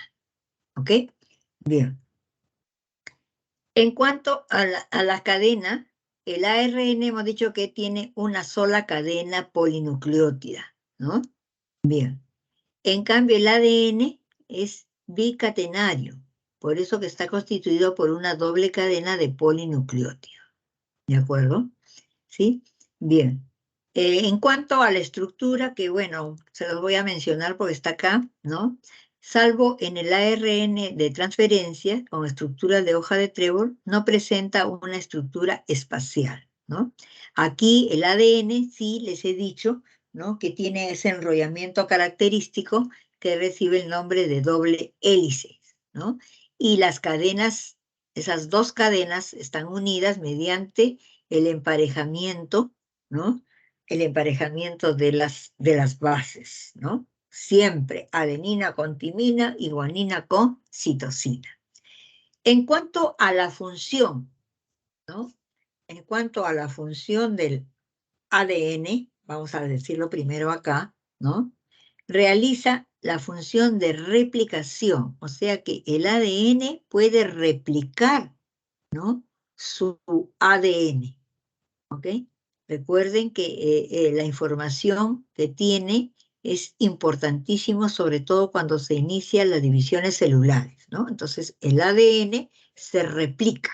Es como sacar una copia, ¿ok? Bien. Eso se llama replicación o síntesis del ADN. Permítame decirles, ¿no? Aparte de que cuando hablamos en biología, cuando hablamos nosotros de síntesis, es diferente a nuestro hablar diario, ¿no? Cuando hablamos de síntesis en biología, hablamos de fabricación, hablamos de producción. En cambio, a veces en nuestro quehacer diario decimos, bueno, hoy día voy a hacer la síntesis del curso de matemáticas, ¿no? Y entonces lo que he visto en 5 páginas o en 2 horas, lo hago en una hoja, hago el resumen, hago la síntesis. En biología es diferente. Entonces, solamente para poder aclarar, porque estoy hablando de replicación. Entonces, replicación viene a ser síntesis de ADN. El ADN hace su réplica, su copia. Muy bien. La otra función del ADN es la transcripción. Esa transcripción la vamos a ver con detenimiento la próxima clase. Ahora simplemente estoy dando las características, las funciones del ADN, ¿no? Pero, sin embargo, lo que tengo que decirle que con respecto a la transcripción es que el ADN sintetiza ARN. ¿Qué significa eso? Que si no hay ADN, no hay ARN. Y eso se llama transcripción, ¿ok? ¿Cómo lo hace? Con la copia de una parte del ADN, de ciertos códigos, ¿no? Lo hace como una copia y luego lo cambia, ¿no? Porque la traducción, ¿no? La transcripción, perdón, va a cambiar, ¿no? Porque va a formar el ARN. Y para formar el ARN, ¿qué necesita cambiar? En primer lugar, su azúcar. En segundo lugar, su base nitrogenada. ¿De acuerdo? Bien. Entonces, eso se llama transcripción o síntesis de ARN. ¿De acuerdo? Muy bien.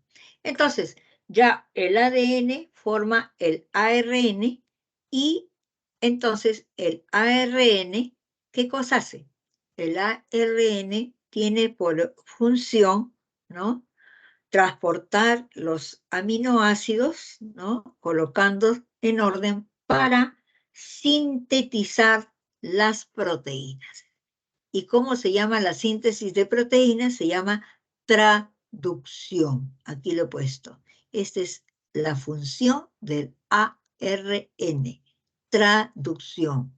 El ADN tiene replicación y transcripción. Replicación, síntesis de ADN, transcripción, síntesis de ARN, traducción, síntesis de proteína. Todos son procesos de síntesis. ¿De acuerdo? Bien. Bien, este es un resumen de lo que quería que de repente ustedes, creo que se quedan con esto, no me acuerdo, si no le toman un pantallazo, ¿no? Es importante para que ustedes recuerden, ¿no? Acá fíjense, en nuestro quehacer diario, este es un resumen, una síntesis de esta primera parte, ¿no? Entonces, por ejemplo, los glúcidos, ¿no? Su compuesto ternario, porque tiene carbono, hidrógeno y oxígeno. ¿Cuáles son las unidades monoméricas? Es decir, la mínima unidad, el monosacárido. ¿Qué tipo de enlace utiliza? El enlace glucosídico, ¿no? ¿Cómo se clasifican? En monosacáridos, disacáridos, oligosacáridos también se le llama, y polisacáridos, ¿no? Principales funciones de los glúcidos, ¿no? Son fuente de energía, forma, estructura. Esto es simplificado, por supuesto, ¿no? Los lípidos también ternarios, pero también puede tener fósforo y nitrógeno. Sus unidades monoméricas son los ácidos grasos y el glicerol. El tipo de enlace que utilizan para formar estos lípidos son los enlaces tipo éster, su clasificación simple, complejos y esteroides, ¿no? Y las funciones de reserva, aislante y protector. Las proteínas, al igual que los ácidos nucleicos, son cuaternarios. Miren, las proteínas pueden tener fósforo, fierro y cobre. Como unidades monoméricas, los aminoácidos, sus enlaces son los peptídicos, se clasifican, ¿no? En proteínas primarias, secundarias, terciarias, cuaternarias, en cuanto a su estructura, y en cuanto a las funciones, hemos dicho que son pues multifuncionales, ¿no? Los ácidos nucleicos, además del carbono, hidrógeno, oxígeno y nitrógeno, tienen fósforo. Sus unidades monoméricas son los nucleótidos. Se unen mediante enlaces fosfodiéster, se clasifican en ADN y ARN y funciones son de replicación, transcripción y traducción, ¿no? Esto es importante, jóvenes, porque les voy a decir que las primeras semanas son la base de todo, ¿no? De todo el curso, ¿de acuerdo? Si ustedes manejan muy bien esta parte, lo demás pues va a ser ya completamente muy fácil, ¿de acuerdo? Bien, bien. Por favor, apaguen su micro, por favor, apaguen su micro.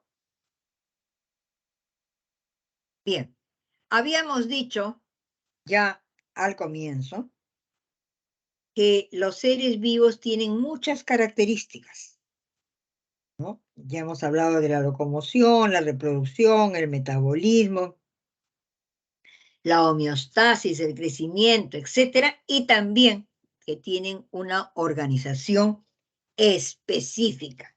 ¿De acuerdo? Muy bien. Entonces, nosotros prácticamente desarrollamos el curso en base a esta organización de los seres vivos. Habíamos visto que el nivel celular, ¿no? Había el nivel atómico, molecular, macromolecular. Pero también habíamos visto el nivel supramolecular, ¿no? ¿Qué cosa es el nivel supramolecular?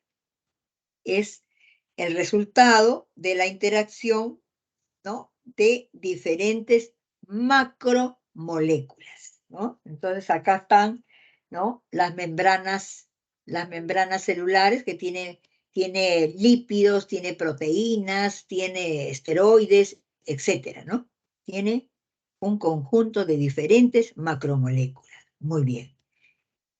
Esto, ¿para qué lo he traído? Para decir que los virus están formados por complejos supramoleculares. ¿De acuerdo? ¿Sí?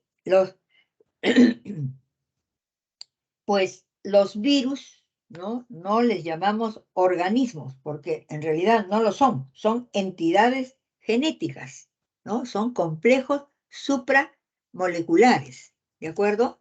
Bien.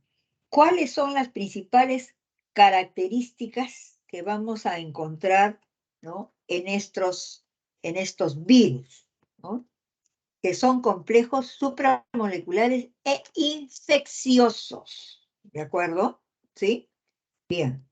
¿Por qué se llama infecciosos? Porque solamente cuando se introducen en una sola célula, empiezan a infectarla, empiezan a producirle daño, ¿no?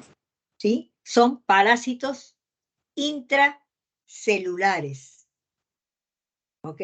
Son metabólicamente inertes. ¿Por qué? Ellos por sí solos no pueden hacer nada.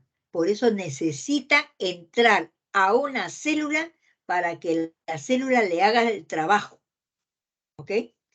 Los virus solamente tienen un tipo de ácido nucleico. No tienen los dos juntos, solamente uno. ¿De acuerdo? Se replican, ¿no? Pero esa replicación lo hace la célula diana, ¿no? La célula que parasita, ¿ok? Ahora, se trata, ¿no? De que son entidades específicas. ¿Por qué? Porque tiene especificidad por su hospedero, por su célula hospedera, por su célula diana, ¿no? Y acá va el ejemplo. A ver, presten atención. El VIH, ¿qué célula parasita? Los linfocitos T. Pero no cualquier linfocitos T, ¿no? Sino que aquellos que tengan, ¿qué cosa? Que tengan el receptor CD4. Bien, ¿qué son los linfocitos T? Son las células blancas, pero células blancas hay no solamente linfocitos T, hay linfocitos B, hay monocitos, ¿no? Hay neutrófilos, hay basófilos, ¿no? Entonces, no, ninguno de esos son descartados. Solamente va a los linfocitos T, ¿ok? Y los linfocitos T, aquellos que tengan el receptor CD4. Lamentablemente, como ustedes saben, estos linfocitos T se encargan de la defensa del organismo. Entonces, prácticamente va a aniquilar la defensa, ¿no? ¿Por qué? Porque lo va a ir destruyendo, como vamos a ver más adelante. ¿Ok? Bien. Entonces, los virus presentan un estado extracelular o infeccioso que recibe el nombre de virión, ¿no? ¿Por qué? ¿Por qué se le llama así viriones? Porque en realidad son, digamos, formas de transporte, ¿no? Está fuera de la célula, ¿no? ¿Sí? Por eso dice extracelular, ¿no? La partícula viral o virión no tiene pues ninguna actividad metabólica, solamente son vehículos de transporte de información genética, ¿ok? En cambio, el estado intracelular, ese sí es el que ya va a causar daño, ¿no? Porque los virus generalmente, ¿no? Causan daño, ¿no? Y a veces daño ya irreparable, ¿no? Como vamos a ver más adelante, ¿de acuerdo? Bien, ahora, los virus son importantes en medicina humana, en medicina veterinaria y también en agricultura. Recuerden que el primer virus descrito como agente patógeno fue el virus del mosaico del tabaco, ¿no? Descrito en 1892 por Dmitry Ivanovsky. Este virus fue cristalizado por Stanley y desde entonces se han venido descubriendo nuevos virus y en la actualidad se sabe que existen muchos virus que infectan a plantas, que infectan a hongos, que infectan a bacterias, ¿no? Y que infectan también, pues, a protistas, ¿de acuerdo? Porque los virus son muy pequeños, ¿no? Recordemos que, que los virus, ¿no? Los virus van a tener, digamos, una medida entre los 300 a 5000 Armstrong. ¿Qué quiere decir un Armstrong? Es la 10 millonésima parte de un milímetro, ¿no? Ahora, esto lo dejé para el final. ¿Por qué se dice que se encuentran en el umbral de la vida? Porque los virus están en el límite entre los seres vivos y los seres inanimados, ¿no? Por eso muchos le llaman partículas, entidades genéticas, ¿no? Y nosotros estamos llamándolo complejos supramoleculares, ¿de acuerdo? Ya los estamos llamando como complejos supramoleculares infecciosos, ¿ok? ¿No? ¿Por qué? Porque son parásitos intracelulares obligatorios. Ahora, ¿por qué se le dice el umbral de la vida? Porque, por un lado, se comportan como seres vivos porque replican, aunque el trabajo lo hace otro, como lo vamos a explicar ahora, ¿no? Y también se comportan como seres no vivos porque cristalizan. Solamente los seres no vivos son, ¿no? Realizan esta función de la cristalización. Fuera de la célula viva se convierte en una estructura inerte y llega a cristalizarse. Pero cuando ya ingresa a una célula específica, realiza una serie de funciones que conllevan a la formación de otras partículas virales idénticas. ¿De acuerdo? Bien. Ahora, los virus, ¿no? Son numerosísimos y como ustedes habrán podido darse cuenta, ¿no? Cada vez, ¿no? Hay más virus. ¿Por qué? Porque los virus tienen la capacidad de mutar. La nomenclatura de los virus no sigue las reglas que utilizamos para otros organismos vivos, ¿no? Pueden recibir el nombre de la enfermedad que produce, por ejemplo, el virus de la polio, ¿no? También pueden recibir el nombre del órgano o tejido que infecta, ¿no? Por ejemplo, si infecta glándulas se llama adenovirus, ¿no? O también pueden utilizar claves de números, ¿no? Así pueden haber, por ejemplo, virus T2, P1, etcétera, ¿no? De acuerdo a lo que vayan apareciendo, como ustedes están observando, ¿no? En nuestro quehacer diario, ¿no? Ahora hay muchas cepas y cada cepa, pues, puede tener un número o dos, etcétera, ¿no? Entonces, pero la nomenclatura que se ha aceptado, ¿no? Es justamente la nomenclatura según el tipo de ácido nucleico, ¿no? Y tenemos ahí enfermedades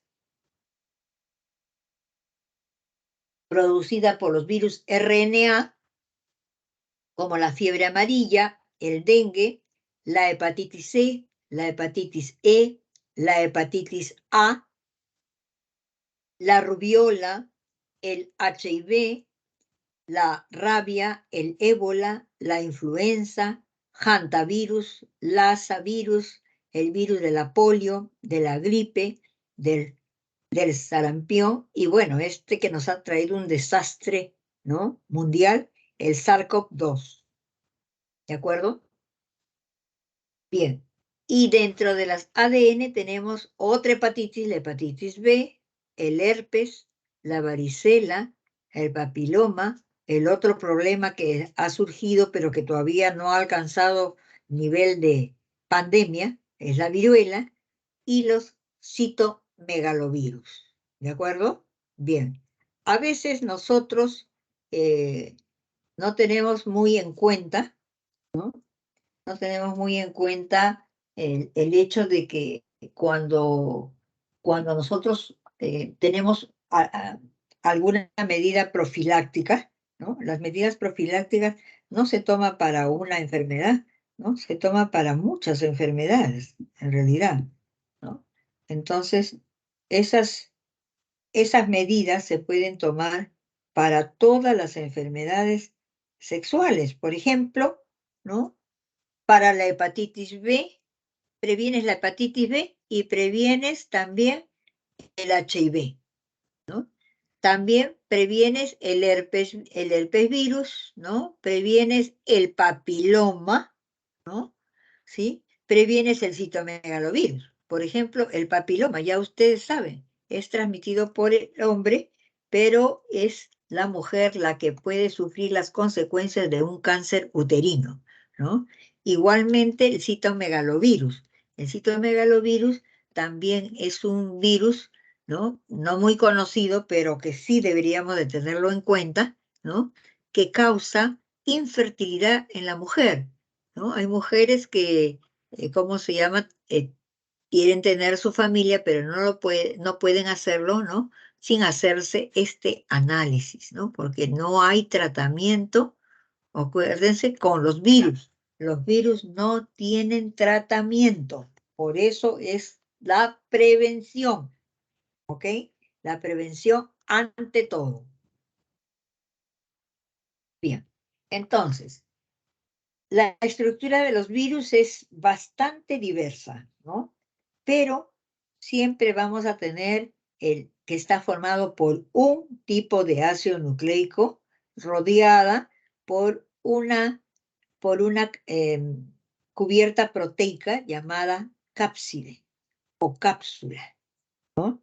Esta cápsida está constituida por una repetición de unidades llamadas capsómeros, ¿no?, que vienen a ser proteínas, ¿sí?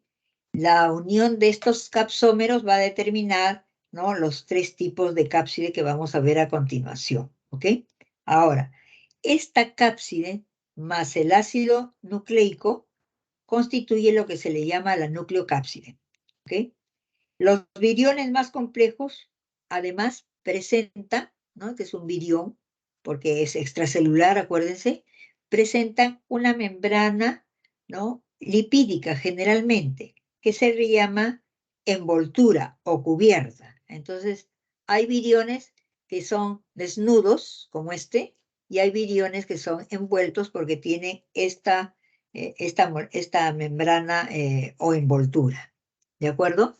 Pero en ambos, por ejemplo, pueden ustedes ver ácido nucleico, el ácido nucleico, ¿no? También vemos la cápside compuesta de los capsómeros, ¿no?, que recibe el nombre de nucleocápside, pero además los virus envueltos van a presentar, ¿no?, esta envoltura, ¿no?, o cubierta, ¿ok? ¿Sí? Recuerden que los virus tienen un solo tipo de ácido, nunca están presentes los dos en un mismo virus, ¿ok? ¿Sí? Ahora, las moléculas de DNA y RNA de los virus generalmente están formadas por doble filamento o por un filamento, ¿no? Aquí es difícil mencionar cómo es la clasificación. Ay, bueno, hoy eso me olvidé. Bueno, me olvidé pero lo he traído para acá hacia adelante, ¿no? Bien, les decía de que la cápside, ¿no?, va a dar la característica, ¿no?, de esta simetría. Puede ser helicoidal, ¿no? Puede ser también icosaédrica. Esta helicoidal lo vemos en el virus del mosaico del tabaco, como está acá, ¿no? La helicoidal. Puede ser también icosaédrica, como el virus de la polio, o puede ser también como un bacteriófago, ¿no? Que tiene esta estructura, miren, parece una nave, ¿no? Donde la cápside está acá y presenta una cola, ¿no? Como podemos ver acá en este bacteriófago T4, ¿no? Porque recordemos, ¿no? ¿Qué cosa es un bacteriófago? Es un virus, ¿no? Que parasita bacterias. ¿Se da cuenta? Las bacterias esas que tienen, pues, unas micras nada más, ¿no? Fíjense ustedes, ¿no? Los parasitas, para que vean lo pequeño que son. Por eso que es importante saber, ¿no? El tamaño, y también es importante ¿saben una cosa? Saber de que no hay tratamiento. Todo lo que se toma son paliativos. Contra estos virus no hay nada. ¿Ok? No hay nada para curarlos, solamente para bajar la carga viral, pero el virus nada lo mete. ¿Ok? El virus aprovecha del hospedero una variedad de productos metabólicos sin costo de energía para él, de forma que puede dedicar una mayor producción a sus recursos a la multiplicación, ¿no? Entonces, los virus, por eso que se les dice que son netamente parásitos, ¿ok? Porque tienen una dependencia total, ¿no? Recordemos, ¿no? Que son metabólicamente inertes, ¿no? Fuera de la célula no hacen nada, solamente transforman su material genético. Ya cuando están dentro, llevan a cabo la replicación viral. ¿Ok? Bien, entonces aquí se va a producir muchas copias. Tenemos acá un ejemplo, ¿no? De lo que ocurre, por ejemplo, cuando este virus, este bacteriófago, parasita una bacteria, ¿no? Eso lo acabamos de decir. Entonces, ¿por qué? Porque todos los virus requieren de una célula hospedera. Acá en este caso es la bacteria, ¿no? Donde va a obtener su materia y energía para que pueda fabricar, sintetizar nuevas partículas virales, ¿no? Entonces, aquí en la replicación, ¿qué cosa sucede? Lo primero, ocurre que este bacteriófago se fija o absorbe, no por cualquier sitio, sino por donde él encuentra el lugar que pueda ingresar. Luego, ¿no? Penetra el virus, puede penetrar el virus o solamente enviar su ácido nucleico, como en este caso, ¿ok? Inyecta el material genético, ¿no? Inyecta a la bacteria, y la bacteria, con sus enzimas propias, ¿no? Va a empezar a replicar este ácido nucleico, ¿no? Replica todo ese material genético viral. Muy bien. Después de replicar el ácido nucleico, ¿no? También replica, ¿no? Las cubiertas proteicas, ¿de acuerdo? Todas las cubiertas proteicas. Y si ya hay cubiertas proteicas, ¿no? Ya hay estas cubiertas proteicas y está, digamos, el material genético, pues fácilmente, ¿qué hace? Un ensamblaje, así como se hace el ensamblaje de las computadoras, ¿no? Las partes se unen, ¿no? Y van a formar, ¿qué cosa? Van a formar nuevas partículas virales. Pero ahí no queda todo. Muy bien.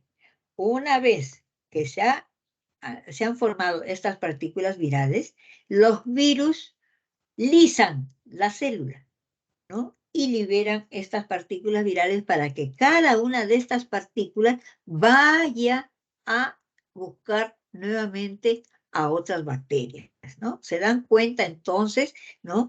La capacidad invasiva que tiene, ¿no? Por eso que afecta muchísimo, ¿no? Nuestro sistema inmune, si no está preparado, ¿no? Inmediatamente puede ser atacado por estas partículas virales, ¿ok? Entonces, estas partículas virales pueden liberarse ¿no? Pueden liberarse, así como ven acá, por citólisis. Esta citólisis, ¿no?, va a ocurrir en los virus encubierta. En cambio, en los virus encubierta, lo que se va a producir es una yema, y esta yema, una vez que se va a fragmentar, y entonces deja libre a los virus hijos, ¿no? Bien, el virus del VIH, ¿no? Recuerden, es un virus RNA, es un, es un virus, ¿no?, que va a tener cubierta, ¿no?, y que va a afectar a las células T, CD4, ¿no? También puede afectar a otras células, pero con receptor CD4, como por ejemplo son las microglías del sistema nervioso central, o también los monocitos que están en la sangre, ¿no? Recuerden que los virus son muy específicos para infectar a la célula huésped. Y en la mayoría de casos, los virus, cuando entran a esta célula huésped, le alteran todas sus funciones, ¿no? Y pueden ocasionarle la muerte, pueden alterar su forma, pueden alterar su permeabilidad de las membranas, pueden fusionarse las membranas, ¿no?, de una célula infectada con otras, abandona el fragmento del núcleo, el citoplasma, interfiriendo en su función normal, ¿no? O pueden reprogramar también una muerte celular, ¿de acuerdo? Bien, entonces, miren, cuando el virus se replica, ¿no?, va a haber, en primer lugar, pues va a haber esa acoplamiento, fusión con la membrana de la célula, ¿no? Y entonces, esta célula, ¿no?, va a poder hacer, fíjense, el proceso que se hace, ¿no? ¿No? Se hace principalmente, ¿no?, por la transcripción, ¿no? Va a formar y va a poder realizar la formación de nuevas partículas virales, ¿no? Como estamos hablando de un virus, ¿no?, de un virus con envoltura, entonces miren, la eliminación de las partículas virales, la salida de estos viriones es mediante la gemación, ¿de acuerdo? ¿Sí? Bien, ¿no? Recuerden que siempre el molde de la cadena DNA, ¿no?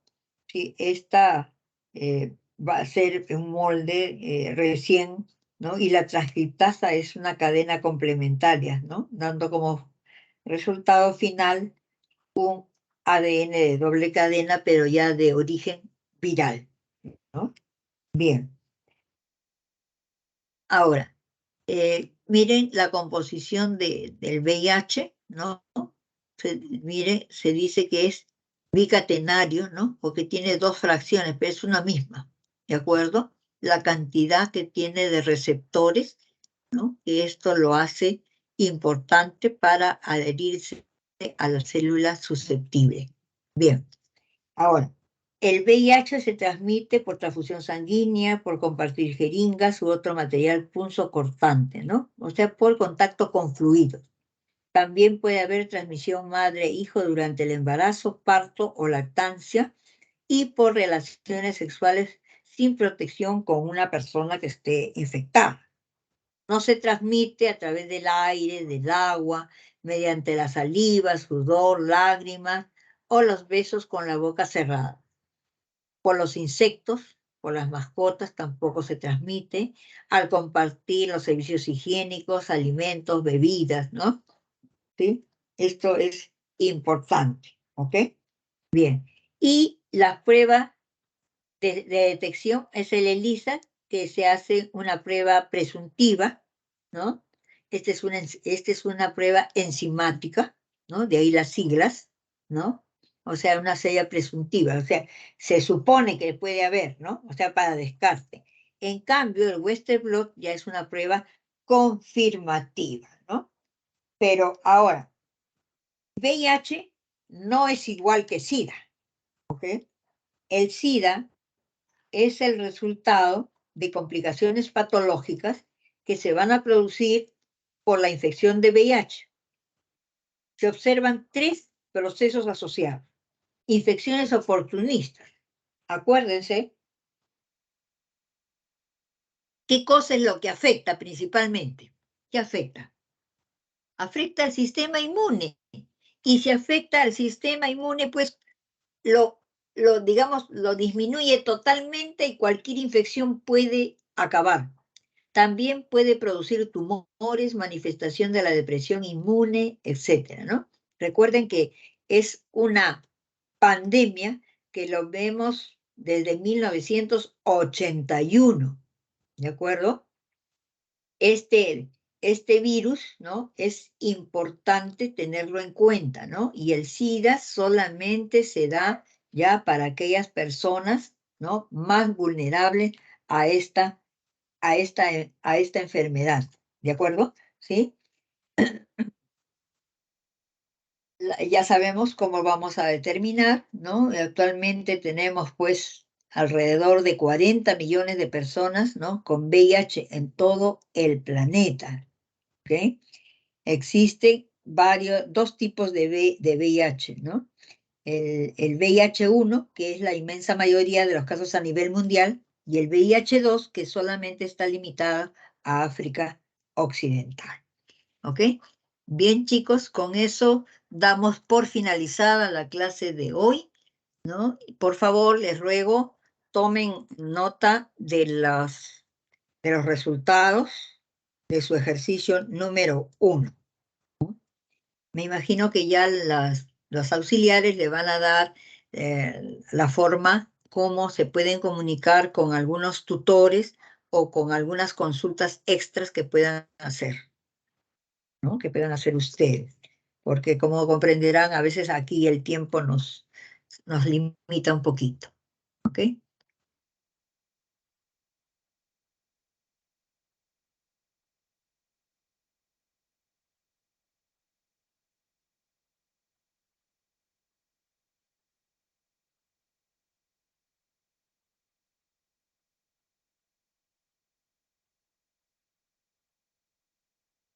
Bien, chicos, con eso damos por finalizado. Nos vemos la próxima semana. Muchas gracias. Que tengan buen día.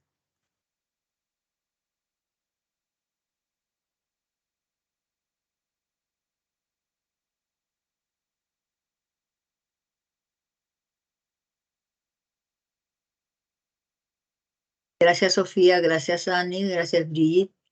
Nos estamos viendo. Gracias, Fiorella. Nos vemos la próxima clase. Gracias, Sebastián. Gracias, Camila. Gailan. Gracias, Génesis. Hasta